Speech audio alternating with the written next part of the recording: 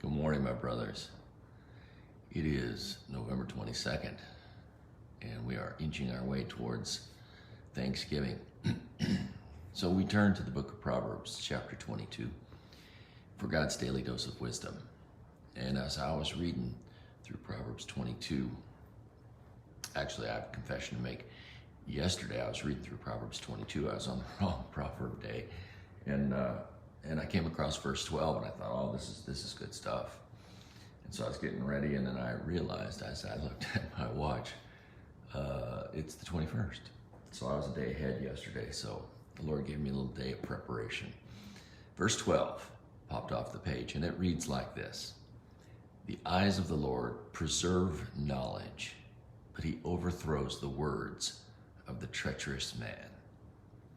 I read that, and I thought, what does it mean that the eyes of the Lord preserve knowledge? And so I began looking through the scriptures, and I found that phrase, the eyes of the Lord, shows up in a number of different places.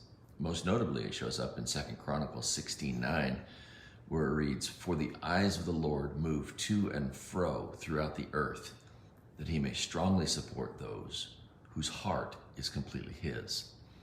What a wonderful and glorious promise that is. But the interesting thing about Proverbs 22:12, where it says, "The eyes of the Lord preserve knowledge," what does it mean that the eyes of the Lord preserve knowledge? Well, it means that word "preserve" there is the same word that's used as a watchman. It's somebody who watches over and makes sure that it prevails, that it continues, that it's safe.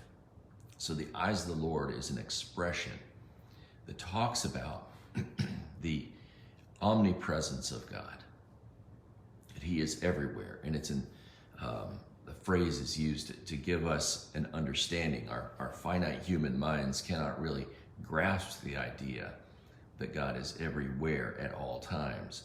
And so the writers of the Bible, and God through his Holy Spirit and his inspiration, have created these phrases to help us to better understand what that means. What does that omnipresence means? And it's captured in this "eyes of the Lord" phrase. And so he preserves knowledge, meaning he watches over and he protects knowledge and truth and those things which are everlasting, those things which will endure forever. And then the second half of that, "but he overthrows the words of the treacherous man," tells us that those things which mankind has erected, the things that are not true, like all of this nonsense about a man can become a woman and things of that nature, those things are the things that he is going to overthrow.